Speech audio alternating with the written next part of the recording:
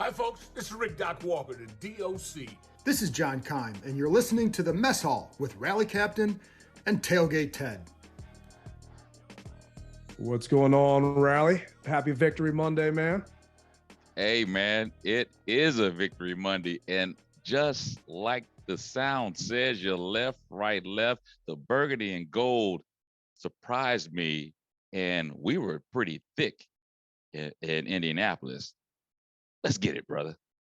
Yeah, man. I saw all the pictures and the tweets, and I was getting text messages from people that were at the fan rally. It was kind of funny, man, because a couple of listeners of ours actually texted our text number asking, where's the rally? Like, I didn't realize, remember back in the day, you could dial 411 for information. Yeah. I guess our text number is the new 411 for anything that goes Commanders, because I got 4 text messages from random people asking where the rally was on Saturday. And then I sent them the flyer through Twitter and just kind of copied and pasted inside there. Those that don't know, peeking behind the curtain, I man the text line back here and I get a chance to reply and see everything going through. And I was just laughing because I check it every once in a while, usually only on show days, but I was in my office and I saw, hey, where's the rally? I'm flying to Indy last minute. I want to meet up with Cap. What's going on? And this and that. And I thought that was awesome, man. I was definitely jealous seeing just the blast you guys had out there. How was it taking time off and actually enjoying a rally for a change? Well, Ted, you have no clue, man, how I was actually able to interact with so many different fans on a more personal level, because when I'm running the rally, obviously I've got to be focused on this and on that. But this was the first time that I was able to sit back, have a drink with a couple people, and just really just chop it up and learn so much more about them as well as them learn about me. Because like I said, when I'm doing it, and it's like, when you're doing your tailgate, you don't have a lot of time. I mean, you want to talk and you want to be personable, but you don't have a lot of time. And so, this was the first time I was able to sit back and enjoy the fruits of someone else's labor. I mean, and I got to tell you, Tim, you did a good job, bro. And I will always support you for any event that you have. You did a good job, man. 2 thumbs up. Yeah, man, it looked so much fun. I mean, one of my crew members, Caitlin, ended up driving out there. I saw Brian Hall out there and his wife, Christine. I mean, just so many of our P1s and friends just out at that rally. Tim just put a picture, and those that are wondering, it's Monday, Halloween at 3:35. I saw Tim put a picture on his social media, said there are about 130 people at that rally. Mm-hmm. And at the tailgate the next day, it rained, but you guys didn't let that ruin it. Just the whole vibe, and seeing Pete there and Mitch from the Washington Football Talk pod. Man, I try and not get jealous, but that was one that I could not be not jealous of, if you know what I'm saying, because just all of our friends in one spot. I'm hoping, and this is what I'm putting out there, next year, I think we play, is it the Rams or the Chargers? We could play both of them depending on how we rank. But we're definitely playing the Rams, definitely. I've already got people asking me, are you going to SoFi? I'm putting that out there now. God willing, knocking on wood, I'm going to SoFi. So you guys hear this now. Let's all go to SoFi and recreate what happened in Indy. Someone else take over the rally so Rally can relax. Someone handle the tailgate so I can relax, and we can all go out there and have a good time, because I know exactly what you mean when it comes down to you're busy, you're running around.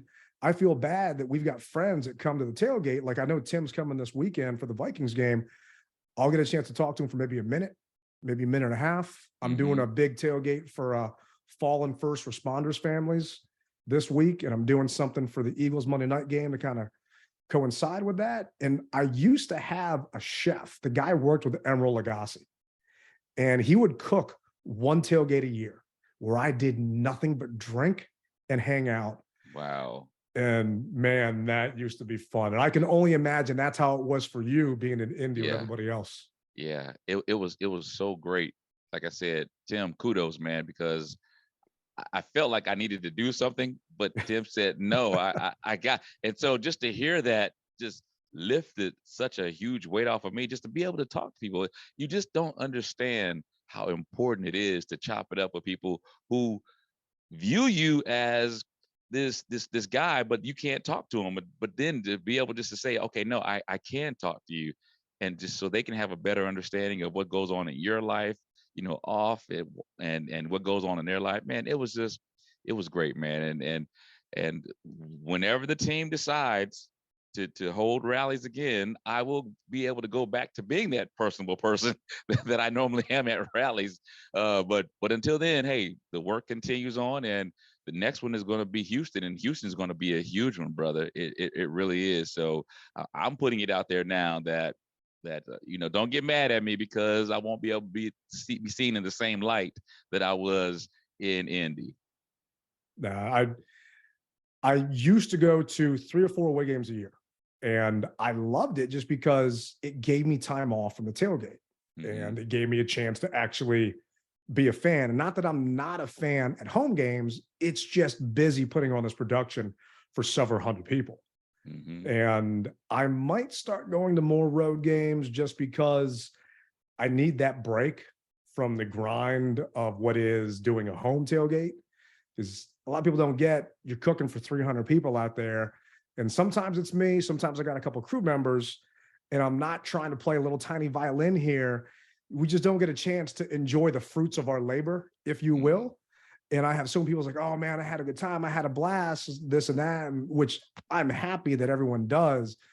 But I am just glad for you that you got a chance to take a break. You got a chance to enjoy a W.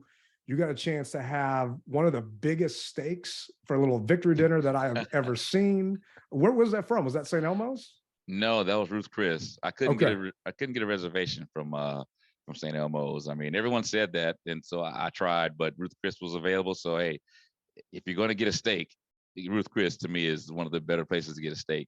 So oh yeah, you can't go wrong, man. That thing looked massive. I can't imagine how many ounces that was, and I think I had, I think it was maybe some Bojangles for dinner to celebrate the win. And you're here going top notch. And I'm assuming it's because you made a couple of those bets and you hit a couple of those when you were out there. So hats off to you, man. Thanks, brother. Thanks, man. And actually I was invited some people, but they wound up not being able to go. So some other people slid in. So we just had a good time from the tailgate to the game to the victory steak. I mean, and I got to tell you, man, I am still tired. Games take so much out of you. It's crazy from the tail, because the games obviously it was a 4:20 kick. So we were up, I guess, at 8, and then we went to the tailgate at 12, and then being on field, and then being in the stands, and then this game just took so much out of me, man. I mean, do I even have any fingernails left? I don't even know.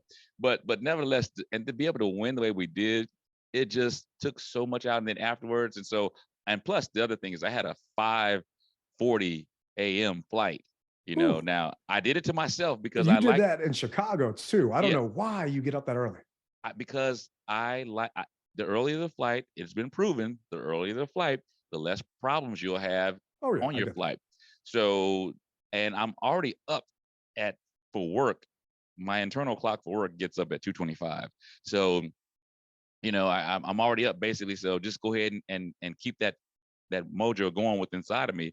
But I'm a little tired today. So, but hey, it's not going to stop me from getting this message out to our viewers and listeners, man, because nothing compares to winning on the road. FedEx Field is great, I always like to win at home, but it's just something about winning on the road that just hats off. Yeah, I mean, some of our players in the past have actually been on record saying that they enjoy road games more than home games, and just being in that crowd. And I think I've referenced it on previous pod. I remember being in Philly for a Monday night game when they brought Sylvester Stallone out on the field and pretended he was actually Rocky. And they bought all the bells and whistles, and we ended up beating them. And there was a Monday Night Football graphic where everybody picked the Eagles. And at the end of the game, we were victorious. I was in the end zone, and Chris Samuels former tackle for the Commander Redskins at that time, was literally taking a bow in the end zone while fans were throwing stuff at him from the stands. And it just felt so good seeing all those angry, pissed off Philadelphia people just walking out. And I waited until the stadium was empty before I walked out. But I'm hoping the same thing happens for the World Series, because I don't want to see anyone in Philly happy ever. So it'll be nice. And if those of you haven't gone to an away game, hit my man Rally up, sbevents.net. He will set you up. I met a couple of people in Chicago that go on all these trips with him. And it's just kind of like this group that you have created where all of these fans that just go to these away games and they just travel with you wherever you go and you set everything up. And talk about being seamless, not having to worry about anything. And this isn't a commercial for your, stuff that you do, but hearing how simple it was and why everyone just signs up with you because you take care of all of it. And to me, it's just a nice bonus perk, because I nickel and dime my way through and it's a headache sometimes. Well, the biggest thing that I try to tell everyone is this: just make your payments and I will handle the rest. And people say it's worry-free. I mean, you're looking at, and like you said, this isn't a commercial for SB Events, but I do appreciate it. The mere fact that your airfare is taken care of, your hotel, your game ticket, in some cases, transportation from, depending on how large the group is, transportation from the hotel to the stadium. I mean, it's seamless. Just make your payments and sit back and wait for your itinerary to come. It's just that simple, man. Yeah, I might have to, if I place a couple of bets and get to go rally style, maybe next year out to SoFi. We'll see how it goes. But how is Lucas Oil? I've never been there. It's one of the ones on my list. I mean, how is that stadium being in that dome? This is the second dome we've been in this year. Regardless, how was it? It was great. And I can see where Indianapolis patterned themselves behind Chicago.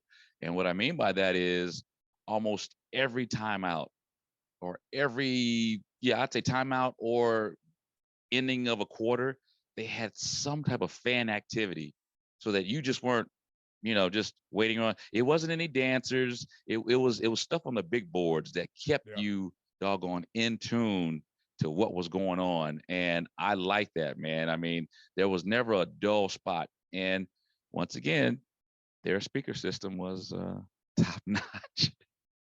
I'll tell you something offline. And for listeners that are wondering, maybe you can ask me at a tailgate, but I'll tell you offline about a meeting I had with the team and speakers and everything else last week. But I know what you're talking about with those interactive games. And my buddy, Mike Plogger, some of you all might know him. He was the in-game host for the Washington Nationals. And they would host different games during Nats games. And baseball's slow, so you got a lot of time to do that. Mm-hmm. Well, he's now the in-game host for the Washington Capitals. Okay. And the Caps do it too. They'll have you try and guess stuff, find different things. And I brought this up multiple times to the team. I don't know why they're not doing that at FedEx. The only logical thing I can come up with is they don't have a sponsor for it. They don't have someone that's willing to throw the dollars down to host the game, because I've flat out told them in multiple meetings, why don't you do like a sideline pass like you have during training camp where the quarterback's trying to throw the ball through 3 different little circles? Why don't you do that for us? It happens in college games. It happens at other stadiums. I understand we're not having people kick field goals, but you can do this on the sideline out of the way from everybody else, and it's not going to mess anything up. I don't get it, man. I think that Giant would love to be a sponsor of something like that, or Safeway even, because their grocery store there is Meyer. And they had, like you said, they had like 3 buckets. There was a cart. I'm trying to think about it. There was a cart that had a circle in it, and they had buckets at different yard lines. And one was maybe 10 feet away, one was maybe 20 feet away, and one was maybe 30 feet away or something like that. And if you could get one or more, you would win this contest. So it was very, very personable. It was very interactive. I liked it, man. I mean, like I said, there was never a dull moment, and it goes beyond. Don't get me wrong. I'm not trying to take anything away from the cheer squad. I'm not. But the command force. Command Force, yeah. Yeah. Well, Command Force, cheer squad. I know what you mean. I Yeah. had they came up on my call with the team as well, but yeah. Okay. Yeah. I'm not trying to take anything away from them, but people like to, like you said, clear them, clear them, let them get on the field, let them throw the football through the hole or whatever it is. Like you said, we're not kicking field goals or anything where somebody can get hurt, but just get them down there. Let's see. It's like basketball. Can you make the halftime shot? Yeah. You like that type of stuff. It's simple little things. So yeah, and nothing beats, brother. Once again, bringing home that dub. Oh yeah, definitely, man. I mean, that's all that matters. And people were upset after we beat the Bears, which I don't get. The Bears game was an ugly game, but we won. But we had lost, was it 3 in a row at that point? Yeah. So I was fine with it because we won that game. This game came down to one catch. And one game isn't won or lost off of one play. I get that. But it really came down to Terry's catch. And I don't know about you, but I was puckering that last 2 minutes when we were down and we had to put the ball in Taylor's hands and see what he can make out of it because he was running around for his life a lot of that game. Cornelius Lucas didn't have a good game. Trey Turner was back out there. Sadiq Charles missed the game. It was kind of frustrating to see what had happened because the offensive line he had versus the Packers was different this week. And the game plan that the Colts had for Taylor was different than the Packers game plan. And they took advantage of it. And there was a tweet from Sam Fortier from the Washington Post talking about quarterback pressures. In week 1, Carson was pressured, I want to say this is 20% of the time. Week 2, 39.5% of the time. Week 3, 41%. Week 4, 42%. And week 5, 27%. Since Taylor's been in week 7, he was pressured 51% of the time, and he was pressured 44% of the time. So you can see he's been pressured more than Carson, but his legs and his elusiveness allowed him to get out of those plays. And Carson was sacked 5 times, 9 times, 2 times, 3 times. Taylor was sacked twice yesterday. And I know it's tough seeing it from the field. And I was looking for you on camera because I wasn't sure where you were sitting. They did show you when their lineman went down and had to get carted off, and you had your head down, and it looked like you were almost saying a prayer for the guy. Yeah. Or not sure what was going on, but that was my guess. But I was trying to see if you could tell. There was one 4th down play. It was 4th and don't remember exactly, but it's when we hit, when I say we, like I play for the team, when Taylor hit Curtis on that 4th and 2 to extend that drive. And he was starting to rush forward because the pocket had opened up. And then he realized it was quickly collapsing and he backed out and went around to the side and started rolling out, and then saw Curtis coming across on a scramble drill and hit him for that 1st down. And he doesn't hit him. Game's over right there. It was crazy seeing what he can do with his legs right there. Well, that's the whole legend of Taylor Heineke. I mean, no one else, the only quarterback on our squad who could have done that is Sam Howell. Well, Sam wasn't playing. So we know that not a knock against freaking our other quarterback, Wentz. It's not a knock against him. He just couldn't have done that. No ifs, ands, buts about it. And truthfully, I still am a Wentz fan under another type of offense, not this offense. Not this offense, with this offensive line, the way that we were structured. I'm a fan of Wentz, but not under this type of line. This line, even for Taylor, it suits him only because of what he can do with his legs. It's porous, and that he benefits, or it hurts. It hurts, but helps, if that makes sense. To be able to do what he can do. And I got to tell you, Ted, for the life of me, I was saying to myself, he's going to bring us back. He's going to bring us back. You felt that way? Even though I was like this, yeah, I was saying he's going to bring us back. When did you feel that way? Was it when we got to within 1 score, and when we were still down by 2 scores? we were down by 1 score, and I said, all right, this is what every quarterback dreams of. There's basically 2 minutes left. It was 2 minutes and some change. I think 2:25 or 2:45, something to that effect. We got the ball back. And I said, all right, this is what every quarterback wants, to have a winning drive. Let's do it. And I said, here it is. And then, like you said, we got to 4th down, and Fourth and one. Yeah. Yeah. At that point, that was 4th and 1. J.D. McKissick slipped. No one touched him. He slipped on 3rd and 3 and came up a yard short. And we got the ball with 2 minutes, 39 seconds left after they had gone up by field goal. And, you know, it was nerve-wracking to see. But when RG3 in 2012, I never felt that we were out of a game because of what he could do with his legs. Yeah. 2:39 left in that game. I didn't feel like Taylor could do it. I did not think he was going to be able to pull it off, just because of how slow the offense was. And I'll play a clip here from Rivera in a second, but the last 2 drives that we had gained more yards than the entire offense the rest of the game. And there's a stat here that Grant Paulson said, Colts went up 17-6 with 11 minutes left to play. The Commanders' offense had been dormant all half, and Heineke became Mahomes for Halloween.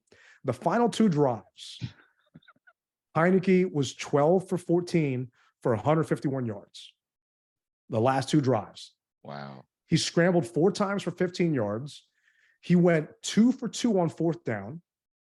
On the first drive where we ended up with a field goal, he was 7 for 9 for 75 yards.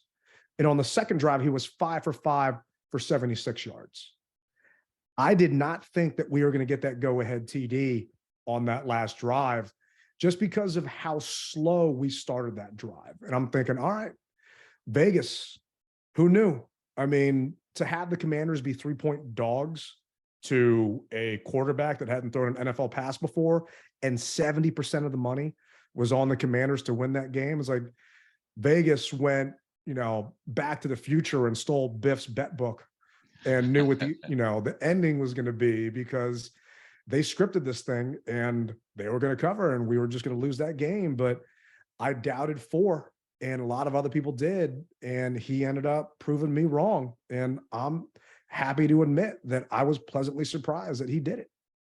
Now, I felt that he could do it for us. One thing that got me was the interception that he threw. I heard people in the stands, oh, that's why Heineke, da, da, da. And I said, calm down, people. You didn't see his hand get hit to make that ball flutter the way that it did. He doesn't throw lame ducks like that. I mean, his arm may not be the strongest, but he doesn't throw a ball the way that ball came out. And you can just see the trajectory of the ball. But people who were behind me who didn't see it, they were, in a sense, ready to dog him out. And so I said, calm down, because I saw clearly that the ball was hit.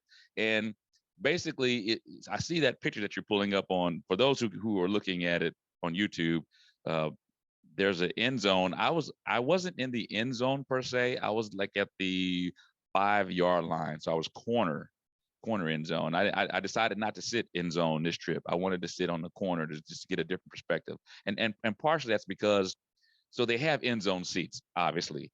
But to me, when you have the suite holders who have the seats in front of you, you know what I'm talking about? That's horrible. To me, that's not row 1. Yeah. So if I'm at a stadium and I see that, I don't want to sit behind someone if I'm in row 1. So you might as well say that's row 3 or row 4. Yeah. So no, I got you. Yeah. The thing about the interception and I'll go cut it up and put it on our YouTube, he had 4 defenders around him. It's when he got his hand hit, Cam Sims, and I don't understand why he chose to go to Cam on that play. There were just way too many people surrounding him. And Comfort, who you know. If you say Comfort, I would expect him to throw it to Terry then, not to Cam, because Cam's not his blanket. Terry is. And I get it. It was just frustrating to see, and it didn't cost us the game, but you felt it slipping away. We were never in a lead for this game. We never had that moment where you're thinking, oh, okay, well, we're definitely gonna be able to do this. It felt like we were playing with our food. You sure we didn't have a lead? Wasn't it 7-6? It was 7-6, yes, but we never had. I never felt comfortable. I know what you're saying. Yeah, I know but what you you're never saying. felt like momentum was shifting to our end. These are two evenly matched teams. Yeah. And that's kind of the one sad part about it, is that we're two evenly matched teams, and they had a quarterback that had never thrown a pass in his life before in the NFL. And if Jonathan Taylor didn't come up limp on a couple of his runs, I think we're talking about a different ending today, and we're not celebrating Victory Monday. But that's how the cookie crumbled, and that's all that matters. That's right. Shoulda, woulda, coulda. Doesn't matter, baby. Hey. But this was Rivera talking about Heineke. Football team.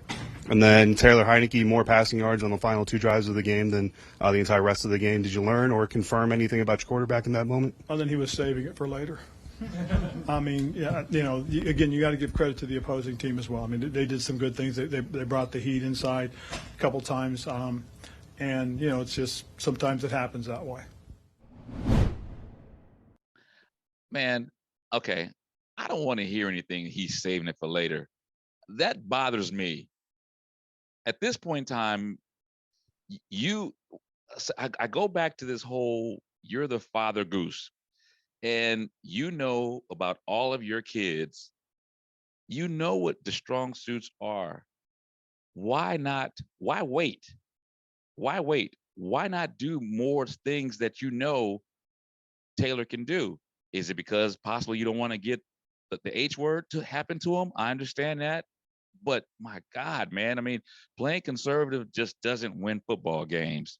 It just doesn't. And if you know that your line isn't where it needs to be, then do more things to help your line and to help your quarterback. Waiting for the last 2 drives or 2 possessions to say, I can't. That bothers me. That bothers me. I agree with you. And I try and be positive on Victory Monday. I try and not focus on the other stuff, because we don't get wins that often. We're not the Patriots, even though the Patriots are the Patriots. But you know what I'm saying? We're not like the Kansas City Chiefs, where wins happen all the time. So when they happen, I just try and enjoy them while I can. But for me, the frustration is we cannot sustain a winning streak like this playing like we played this past weekend. We got lucky against a bad team. The Bears were a bad team. The Packers are a bad team and an injured team. And the Colts are a bad team. And that's where some of my frustration is. We cannot hang our hat on. And I understand the fan base being excited. But for me, it is not about week-to-week wins. It's about the long-term vision and the long-term plan. We're 2.5 years in to the Rivera regime. And I don't feel that this team has an identity. I don't feel that they know who they are, what they are. They're just trying to piecemeal it week to week or personnel by personnel. And Rivera was visibly frustrated after the win. This was actually him at the press conference. And I was shocked when I was watching this at home. In terms of the offense, was there anything you sensed that, I asked you earlier in the week if this is a team that needs to face the adversity before they rise to the challenge, and it's probably not great for anybody's heart to win games that way, but is that what we're working with here? I don't disagree. It's a little concerning at times, but, we talked in there a little bit about what we can do as opposed to what we can't do, but the truth matters when we watch this tape, and I'm told the guys, I promise you there's going to be things that you sit there and say, I should have done this better. I should have done that. That's the thing. That's the difference between what I just talked about was what we can do, what we can't do, but what we should do our jobs. There's a couple things that really are disappointing. We had an opportunity on a couple of those third downs to shut them down, and we had a couple of guys do their own things, and that's crap. We're not going to have that. We're going to get that corrected. You always say, however you get the win, you take it, ugly, whatever. Yep. You get this win. Do you feel right now, beyond the excitement of the last second win, that momentum is building, that 3 in a row here is truly a sign of something different? I'd like to believe so. I think we can grow off of it. We can feed off of the energy. But the truth of the matter, too, is, against, other opponents, you can't constantly miss the opportunities. And like I said, you have to do what you should do, what you're supposed to do, what you're being coached to do, what the defense asks, what the offense asks, what's supposed to. You've got to do your job. We put ourselves a couple times, and this is what really disappoints me, is because we put ourselves in a bad spot a few times. And that's what I told the guys, that when we see it, we'll see it on tape, we'll make sure everybody understands. Thanks. Ron, it seems like perhaps you're a little frustrated after this win, maybe Yep. more so than you have previous times. Are we reading that right? And why Yes. is that the case? Because, as I said, there are some things that we should have done, some things that this is part of what we do. Play the game within, what things are coached and designed. And if you do it the way we ask, and we win, they get the glory. Do it the way we ask and we lose, it's my fault, okay? It's on me. But when you do your own thing, you can't do it that way. And that's what, we're trying to stress. We're trying to get these guys to make sure they understand it's important to do it the way we ask because, trust us, it's all part of, coming together as a team. I was shocked to hear Rivera's comments in the presser, but I was actually happy to hear his comments in the presser because you got a lot of fans that are on social media that are yelling and screaming, oh, 3-win streak. Yeah, this is amazing. We're back to 500. Don't get me wrong. You picked him to win this week. I picked him to win this week. Felt like we were going to get this W. I just didn't think that we would struggle as much as we did to beat the Colts. I didn't think that it was going to be a YOLO ball that JP Finley's calling it, that Taylor just threw up there to Terry to beat the Colts. I expected us to win this game, and I don't want to say win it handedly, but not on a last-second desperation busted play with a scramble drill at the end of it. I don't know about you. Yeah, I would have wanted to win the game more handily, but that's how the ball bounces sometimes. I mean, how many times has Aaron Rodgers they've been down and he has the last minute to play, 30 seconds to play, and he throws one of those balls to one of those Devontae Adams or whatever have you, whoever his receiving core was, and they win the game. So, I mean, I'm not saying that we're the Green Bay Packers or Heineke is Rodgers, but it happens that way sometimes. Well, he's Rodgers' daddy, but yeah, I get you. Yeah, and so it happens that way sometimes. And so because of it, you got to take it how you get it. And the biggest thing is that I like to hear him say is that when they look at the film, he's going to point them out and say, no, you can't do that. You can't do this. That's what I want to hear. Yeah, that's what I want to hear. Call them out so that you can get better. And when you see it, you do better, because the only way you're going to get better is to call out your mistakes. And you were asking about the stadium experience, right? So forgive me on this. I got to rewind a little bit. All right. And I got to say this. If any FedEx field workers are listening to this podcast or watching this YouTube, I've never heard it, but I'm going to ask you guys not to do what happened to me. So I'm walking, every stadium is different, obviously. I'm walking to look for the ticket office, the will call office. And some are straight in front of you. Some you got to go around the bend. Well, this one you had to walk around almost to the backside of the stadium, all right, off of the main streets. You would think it would be by the main streets, but no, it was like behind the stadium. I didn't know how to get there. So I'm asking one of the attendants or stadium workers, hey, can you tell me how to get to XYZ? And the guy says, I don't give directions to Redskin fans or Commanders fans. And I said, okay, I know you're playing, but tell me how. He goes, I don't give directions to Redskins or Commanders fans. And I said, God dang, man, that's rough, bro. And so I went to a guy basically 10 feet away and asked him where it was. And he says, oh, it's just right around the corner. And I just looked back at that guy because I couldn't believe it. So I've never heard any Commanders fans, attendants, workers do that. Well, please don't do that. Yeah, that's ridiculous. Your job is to assist. That's what you're there for. And if I had more time, I would have asked for his name and supervisor and the whole 9 yards, because it's not about that. I would have taken his picture. I would have taken his picture and a picture of his name and his ID, and then email the Colts the next day saying, this is what you got going on out there. And it's a teaching moment, and go from there. Hey, people call me a narc, whatever, but to me, that type of experience, it's not welcome anywhere, and there's no excuse for it. And Omar and his wife, I can't remember his wife's name, so forgive me, I'm sorry. They were like, whoa, are you serious? I can't believe that the guy did it. And I said, trust me, I do, because I go to so many stadiums, I do get it. But what happens is they say, I don't give directions.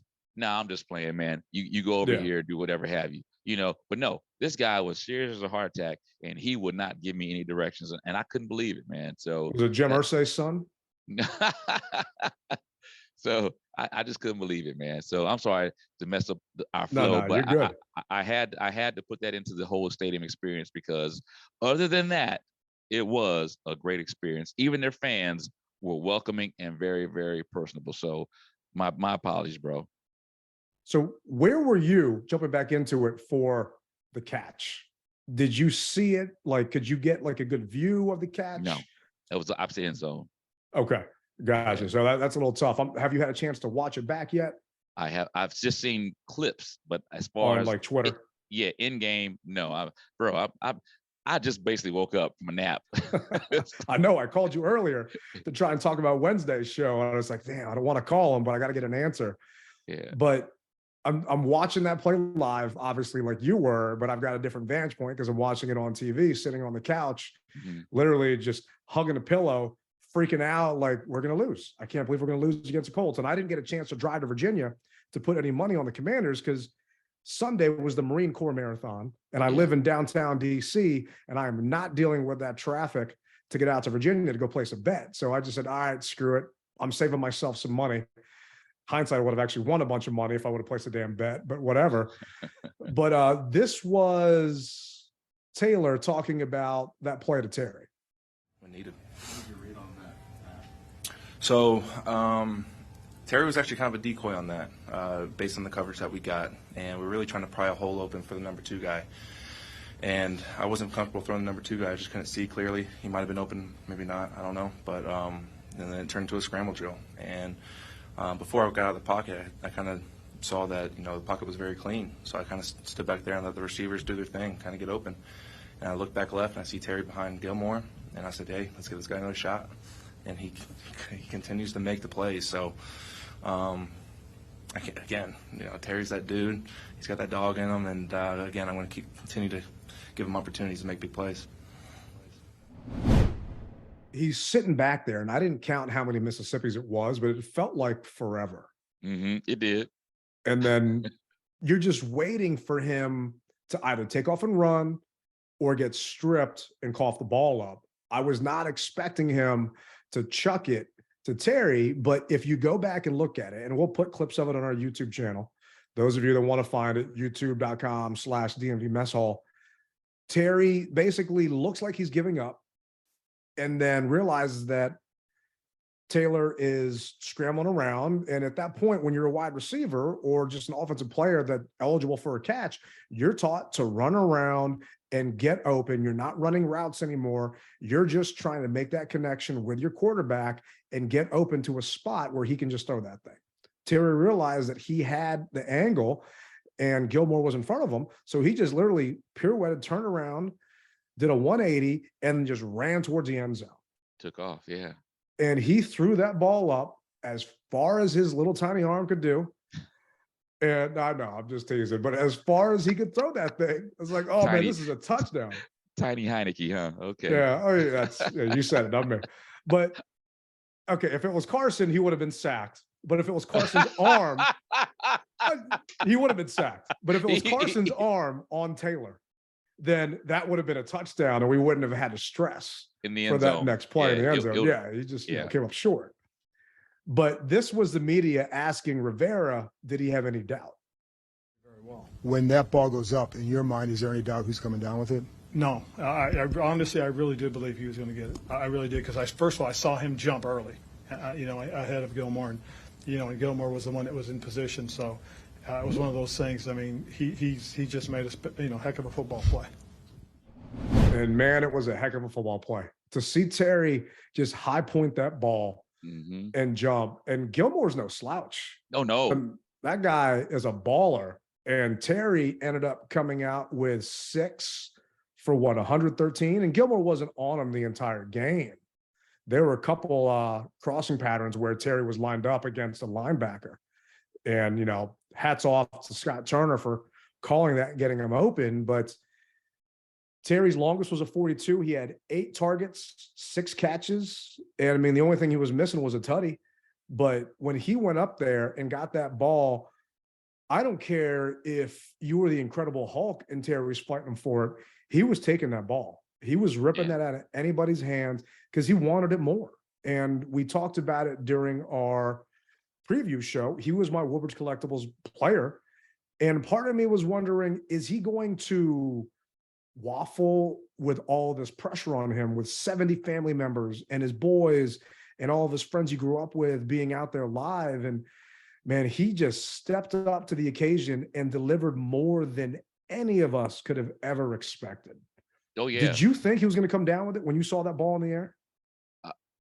To be honest with you, Ted, I saw him open, and due to the trajectory of the ball, I was like, oh, no, because he had probably a good 7 yards.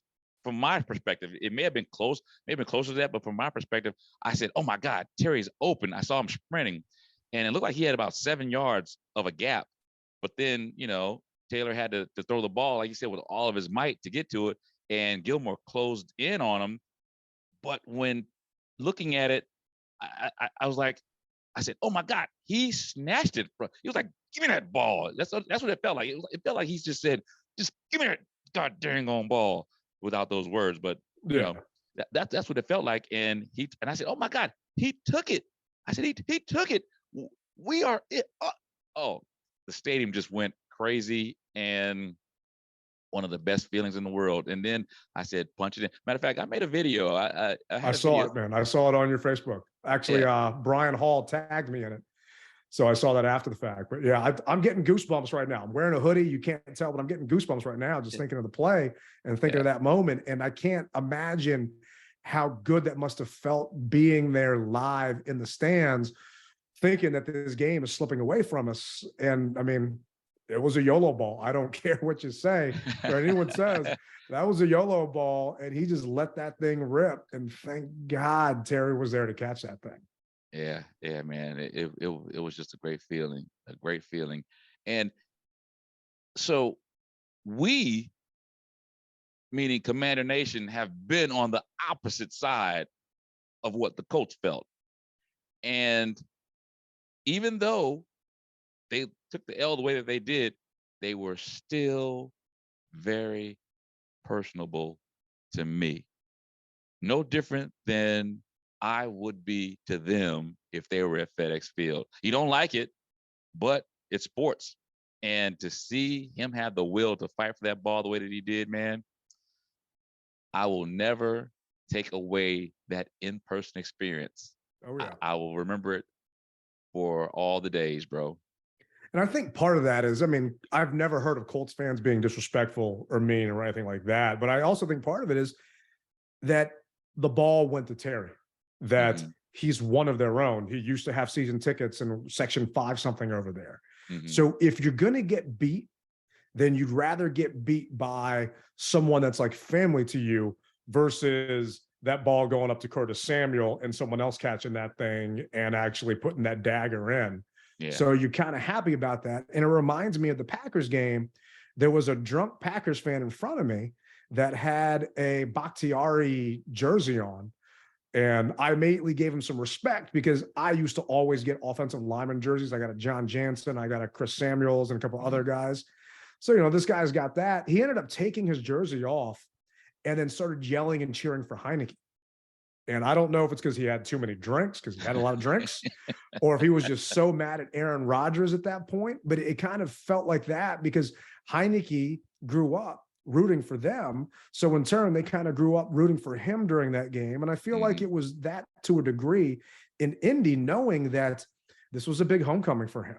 And he had a chance to put it all on the line. And the post game of Terry getting that game ball, and on the sideline, if you get a chance to watch the replay of the game, Terry had a moment with Charles Leno, and he's just banging his chest and just going back and forth and just seeing that. That's why I said during our last show previewing, we're seeing a different Terry than what we're used to. We're seeing a guy that's more animated, that's Rivera talked about it during the presser. He's calling for the ball. He's saying, I want it. Give it to me. That wasn't Terry before this contract. Mm-hmm. That wasn't the way he acted. He always just kind of went with everything. Now, humble. Yeah. I'm not saying by any means he's being a diva. He is being a team player, but he also wants to carry the weight on his shoulders and he wants to put the team on his back. And that is why we won that game. We don't win that game, if Cam Curl does not stop their running back there at the 1 yard line and Jamin Davis doesn't shoot that gap and stop them from getting a touchdown and only holding them to a field goal. And B, we don't win that game. I mean, this was a whole team effort. You know, you've got Curtis Samuel on that 4th and 1 after JD slips. You know, just so many of the guys coming up clutch. You had Jamin Davis played every single defensive snap. And okay, he got burned a couple times by Hines. He did. But those were some nice balls that Ellinger actually got in there, just dropped Perfect right in balls. his breadbasket. Perfect balls. And I was going to say, Jamin, my hat goes off to you, brother, because everyone, I'm not sure if this was that tough love type of thing that we needed to do to you to put you on the carpet, to make you maybe say I needed to play better, but you have turned it around, young man, and I am proud of you. And once again, like you said, Ted, this was a total team effort. I mean, Terry obviously wears the C. He makes the money that he makes, so he can ask for the ball. But this was a total team effort. I mean, from the strip of Erlanger, I forgot who stripped him. I can't remember who stripped him. No one actually touched him. So it's on that sack, John Allen and Casey Toohill were kind of collapsing towards him. And Ellinger was trying to basically tuck the ball. And I kept looking on the slow motion replay. No one poked it away. He just coughed it up. Okay. And then Big John came up behind him and got a bear hug. And I want to say Duran ended up recovering it. But yeah, Ellinger just coughed it up himself. It was very odd, but I think it would have been out anyway. And I'll put the replay up on the YouTube. But yeah, I was kind of shocked. But I mean, for me, you know, and we're jumping ahead of it, John Allen had a heck of a game. I mean, he was in there constantly. He ended up finishing with 8 tackles, 6 solo, 2 for a loss, 3 quarterback pressures. And I mean, he was just stuffing the run. Our defensive line did a good job of holding Jonathan Taylor to, I think he only had, 76 yards. So they never really got the ground game going. I mean, they busted one long one. Paris Campbell ended up having a 28-yard run on an end around, which was kind of frustrating because I'm thinking, how come our Curtis Samuel end arounds are only going for 8 and 9? Then they're doing the same thing, yeah. But they've got guys out there that are blocking. Logan Thomas is not a blocking tight end. He does not do well blocking. He's coming back from a calf problem. And this Scott Turner is to you. Why do you have him out there on those plays where you know you need someone that's going to be able to get some leverage and get that block to seal it? Some extra oomph, yeah. And everybody can run a screen except for the Commanders. It is so frustrating, man. And part of that's because you've got guards that are too slow. You've got tight ends that are just not able to set up the tunnel screens. They're just not getting out there to block. And I think part of that's your personnel where you've just got the wrong guys in, and these guys aren't interchangeable. Everyone's got a different skill set. So I just kind of wish that Scott Turner would make note of that. When I call this play with this guy in, it doesn't work. So maybe put this other guy in instead, because I don't feel that we're leveraging Armani Rogers well. He had 2 targets and he only had 1 catch, but there are times when he's out there, the guy can be a difference maker. I feel like they're trying to still put Logan out there before he's really 100% ready. And it's kind of frustrating to see because we're leaving points on the field. And maybe that's why Rivera was so frustrated, but I'm frustrated knowing that we've got other guys that can step up. And you had Logan play 56% of the snaps. Rodgers played 36. And it would have been nice to see him out there more from my standpoint, because I think that he gives us another element that Logan just can't because he's not there yet. Well, you know, one of the things that we said on our previous pod leading up to this pod, I said, I understand that it's Terry's homecoming. I said, but what I don't want to happen is them force the ball to him to try to make a statement. And there was one time I think that he did, and I was like, no, we don't want that. I can't remember. Like you say, when you're watching it live, it's bang, bang, bang, bang, bang, bang, bang. And you got so many things that go on. But it seemed like one time he tried to really, early on, he tried to force the ball to Terry. And I said, oh, no, don't start that. Don't start that trying to make a statement game because of Terry. I'm happy that they stopped and he was able to win the game at the end. But in the beginning, there were a couple plays I felt that he tried to force the ball to Terry, and I was like, no, man, don't do that. So Yeah, but I mean, when it mattered and when it counted, yep. Terry made that catch. And this is actually Terry talking about what happened on that play. Can you walk us through the catch? Just yeah.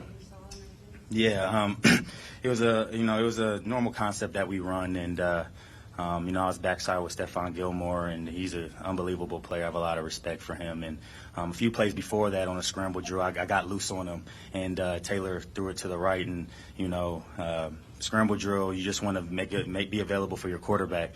And I kind of have a feel when he's going to start extending the play. And, on this particular play on the catch, I kind of did like a pirouette around Gilmore, and I got loose. And Taylor saw me, and he just gave me a chance for the ball. And, I had a lot of confidence I was going to come down with that ball.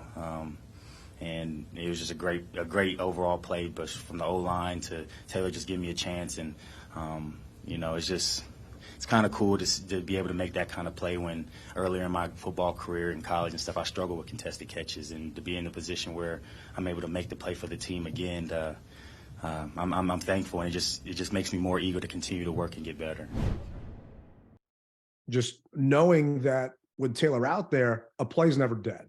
And I think that's part of why, they love him in this offense. His teammates love him because he never gives up. And I remember Tress Way talking about after that Packers win, he looked at Taylor's jersey and said his body started to ache, seeing how dirty it was and how beat up it was, because Taylor gives it his all, and he runs out there and he sacrifices himself and he does whatever he can to get that W.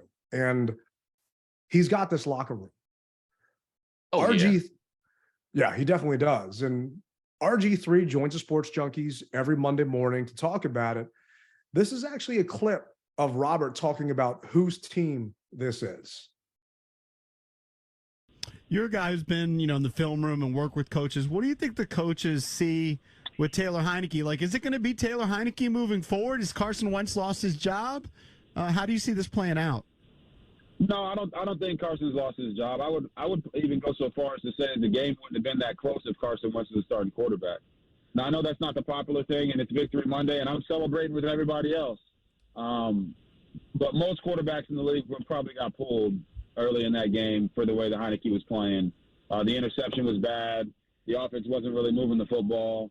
I even saw some fans talking about how Sam Howell should be in the game. Right. So I just think that Heineke has a special spot in Ron Rivera's heart, and he continues to prove him right, at the end of games. Let's not even gloss over the fact that the defense played their tails off. I know it was against the Colts, who haven't really been themselves this year, or should I say themselves from last year with Jonathan Taylor, and they've got Sam Ehlinger starting at quarterback. But listen, Daron Payne and the gang up front did their job. They got after the QB. They kept it a low-scoring game to give the offense a chance to get going. And that's the way it is for me. Like, just ride this wave out as long as you possibly can. You see the reaction from the team. They absolutely love Taylor Heineke. He's their guy. He's one of their guys. And you just see the reaction, right? But I don't think Wentz has lost it. I don't think Wentz is not their guy. I just think they're happy and excited for Taylor Heineke to be going out there and leading into a victory. Everybody loves to win. And right now, that's what they're doing.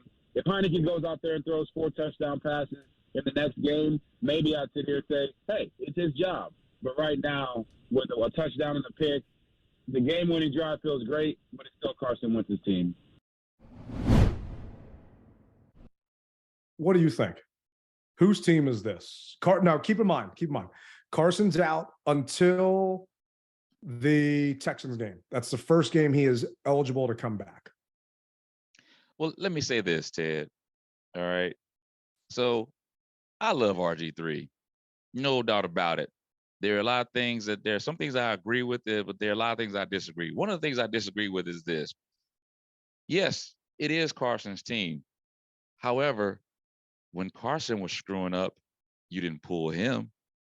So why are you going to pull Heineke to put Howe in just because he screwed up?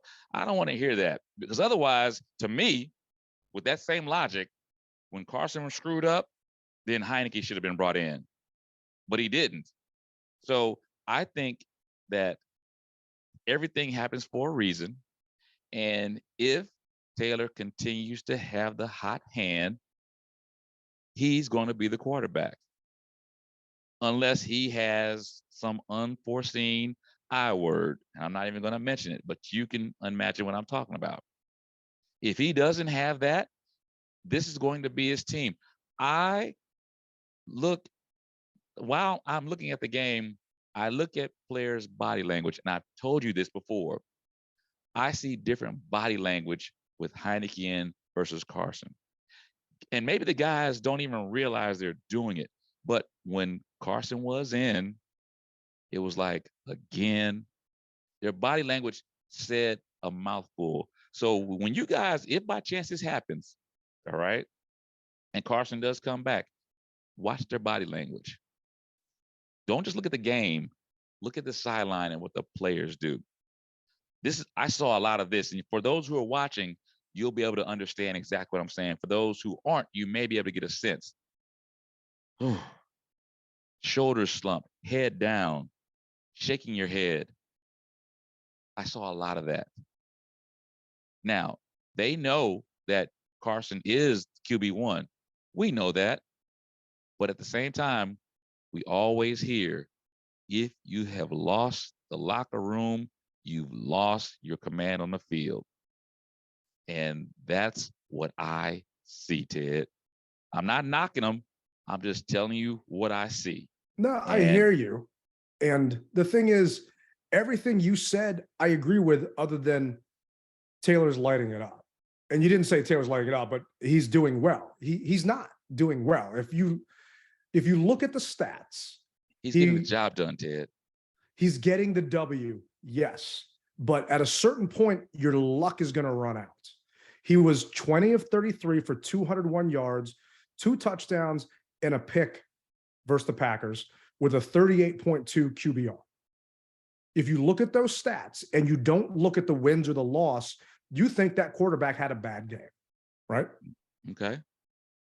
23 of 31 for 279 yards, a touchdown, and an INT with a QBR of 55. If I'm looking at that stat, I'm not thinking that quarterback is kicking ass and winning us that game based upon the QBR. You know, well, that's why you got to look outside. You got to look outside stats. You got to look outside that. And I understand they're congruent. I got it, but you got to look past that at some point in time. And stats only tell you one side of the game. Agreed. Yeah. So figures lie, liars figure. I got it. I agree with you that you go with the hot hand. The thing is, Taylor doesn't have a hot hand. His hand is lukewarm. Okay, the team is hot. You go with who's winning you the game. You go with what you got. And you said it, and every other announcer has said it, and I'm going to say it right now. Carson would have been sacked. Oh, yeah. He would have been sitting down. He would have gotten knocked out of that game. It wouldn't surprise me. With this offensive line, they did Carson a disservice by bringing him here and not giving him an offensive line. Yes. We've talked about it ad nauseum. The roster construction that they have made here is built for Taylor because your offensive line has more holes than Swiss cheese. Yeah. So Carson cannot succeed behind this offensive line. I don't want to see Carson back out there. I am worried that we will see him back out there because realistically, we've got the Vikings and we've got the Eagles. I don't think we're going to win both of those games, and we'll be lucky if we split those games. So I'm already saying split. Okay, well, I'm assuming you're thinking we're going to beat the Vikings this week because no, we're going to go to Philadelphia and beat the Eagles. I'm calling that with lack of sleep. That's why you're saying that. But Monday Night Football in Philly against the Eagles that are 7-0 right now, I'm calling that an L, assuming something catastrophic doesn't happen to Jalen Hurts or AJ Brown or something like that. I hope I'm Jack- wrong, man. Any given Jack- Sunday. Jack the Giant Slayer, baby. Bring it on. Hey, well, we'll put a bet down on that one too. But I don't want to see Carson back out there because I feel that we have seen what Carson can do with this system and with this roster. So if Heineke does get pulled down the road, I want him pulled for Howell. I don't want to see him pulled because he has the locker room. I am just concerned that they have this sunk investment cost in Wentz that's $28 million, that they want to make sure that that contract next year, which they've got a parachute to get out of, is the right thing to do. Or do they need to give him more? Taylor has the locker room. He's got all those guys out there believing. That's why the body language that you keep talking about is so positive. And that's why the fan base is actually excited and happy right now, because Carson, you saw a statue there, and he would have gotten benched eventually if he didn't get hurt. The thing is, you got RG3 and others that are thinking when Carson's back, you don't lose your job to injury. I hope for the franchise's sake that Taylor does well and puts up better numbers against the Vikings and the Eagles, and he doesn't get benched, because I can see Rivera using that as an excuse to give the helm back to Carson because Taylor had a bad game against the Eagles. Meanwhile, anybody's going to have a bad game against the Eagles.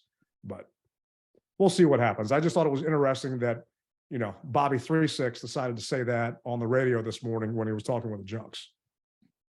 I disagree. We know it's Carson's team, no doubt about it. No one's ever said it wasn't. But at this juncture, it's Heineke's team, and it's Heineke's team to lose. And to be honest with you, Ted, I honestly believe, looking back, that it should have stayed Heineke's team and let Carson prove himself. And I know that's going against the grain, but I'm looking at it now. Zero chance. $28 million versus $2 million. I hear you. I know. I'm saying that they could have looked at another option other than Carson. But hey, that's all water underneath the bridge. Well, we are where we are, and he's our quarterback for right now. And as long as he has the hot hand, and okay, so here's the other thing. We know that Heineke is going to make Heineke problems or Heineke interceptions or whatever you want to call it. He's good for one pick a game. Let's be realistic. He started 15 games. He's good for one pick a game. So he got his one pick out of the way. There it is. So if you know that's what he's about, you deal with it. But you also know what Carson's about. He's good for about 7 sacks a game or more. Yeah. You just can't have that. You pick your poison. Yeah. At some point in time, you've got to say no more. That's the whole reason why they brought I can't pronounce the guy's name. Ellinger in. What's his name wasn't hurt that bad. Yeah, he had a separated shoulder, but it's not that. It's the fact that they surpassed Nick Foles to go to Ellinger. Ellinger was their QB3, Foles is 2, and they just said, screw it. Even though they were just one game behind the division, they wanted to see what they had. So, I get it. And this isn't a knock on Heineke or a knock on Wentz. I just want to see competitive football. And we were not watching it when Carson was out there because he's a statue. And the offensive line isn't miraculously going to get better when Carson's finger gets better. So if Taylor gives us a better chance to win, and he gives those guys in the locker room a better chance, and he's making it fun, these games definitely, make your blood pressure go up, maybe give you a heart attack, but they're fun. We'll see if the fun continues the next 2 weeks. And I think that's why Rivera was so frustrated after the win, because we made this game closer than it should have been, and we potentially gave it away. And I want to say it was the first time since that Monday Night Miracle that we were down by 2 scores and ended up coming back and winning a game. Yeah, in the first quarter, since that September 19th, 2005 at Dallas. So we can't hang our hat on that long term, but I'm going to enjoy it for now. And we asked some of our listeners, who gets your rally chain? And Reggie from North Carolina chimed in, said, hey fellas, happy Victory Monday. who gets the rally chain, I'd say split it 4 ways. 25% to Payne, 25% to Curl, 25% to Defo, 25 to Curtis. They had critical plays to secure the dub. As always, hail. I'm surprised he didn't say Terry in there. Maybe because Terry was the obvious one, but that's not a bad list to give it to those guys. Because if Defo doesn't knock that ball out on that tackle, which was just such a picture-perfect tackle, put his head right in there, right where the ball was, popped it right out. And if Curtis Samuel doesn't convert those 4th downs, we're talking about a different ball game. I might have switched out Payne for Allen, but that's just because I'm an Allen fan and I felt he had a bigger impact on the game. And I love to see the Pro Football Focus numbers on their grades.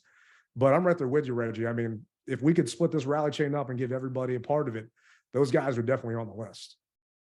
Oh, yeah, I agree with you. We had another message here from Raphael, and I have not read this one yet. So bear with me, saying all rally chains go to the defensive line and the offensive line for this win. Without them, we would be hurting. But like I said, it was easy win for our quarterback.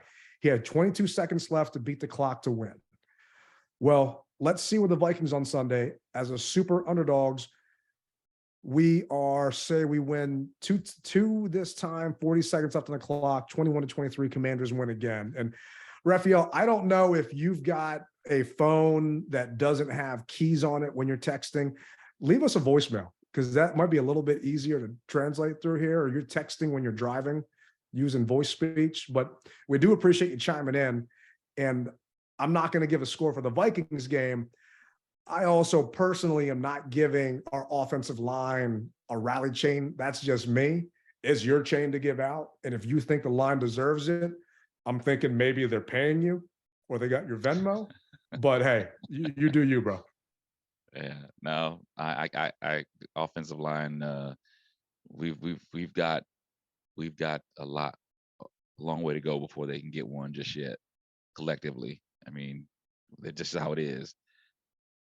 Yeah, they definitely had some work that they need to do and things they need to work on this week. And maybe Sam Cosmi comes back. But you know who might come back? Let me play this for you. I know we ask you every Monday, but is this the week for Chase Young? Yes. Now, all intents and purposes, we're going to start on Wednesday with him. We'll start his clock. That's he had a final good visit with Doc. He was very, very pleased. Chase has been working out with the strength conditioning group the last few days, and he'll continue right into Wednesday, where he'll start with positional drills. And by doing so, he'll get an opportunity to be involved in all of the walkthroughs and installation periods that we have. And then we'll move him to the side once we get through the positional drills. He'll work on the side, and then we'll see how he is after the day, and then going into the next day, and that'll dictate what our next step is in terms of where he goes from there. When we get to that point, I know obviously fans think of him as Chase Young, game wrecker. Is there maybe a need to temper expectations out of the gate that there's going to be a bit of a curve here? Yeah, just because, again, he's going to have to get back into the mode.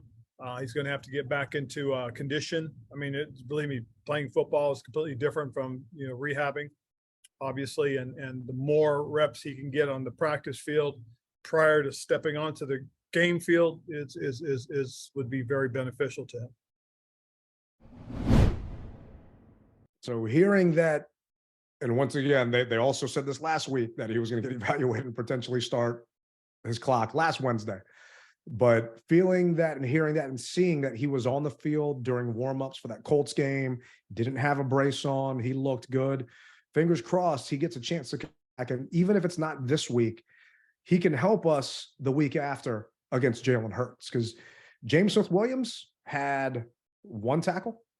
I mean, he really didn't do much this past week. And knowing that an athlete like Chase is coming back, could he be part of that cog to help turn this thing around? I mean, you talk about body language and guys loving him. Guys love Chase, and they want to see him out there. So I'm hoping that he can help this defense, because when we didn't have Cole Holcomb this past week, we had to change things up. And they went with a lot of 5 down lineman sets, and Jamin Davis out there played every single snap, pretty much as your nickel linebacker, and just being able to change things up. But Cam Curl stepped up big time because he was playing closer to the line of scrimmage, basically acting as that Buffalo nickel, if you will, and had a bunch of stops. And jumping into it, we heard who the other two guys were giving their rally chain to.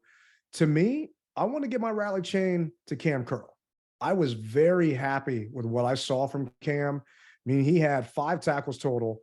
He had 3 solo and none bigger than that stop he had basically right there at the goal line that they ended up reviewing to see. And luckily, the guy's butt ended up hitting the ground before he rolled in the end zone and set it up for that Jamin Davis, nice tackle right there and held him to a field goal. And if it wasn't for Cam, we're talking about a completely different game because we would have been down waiting for that field goal and then the touchdown to go ahead wouldn't have been enough.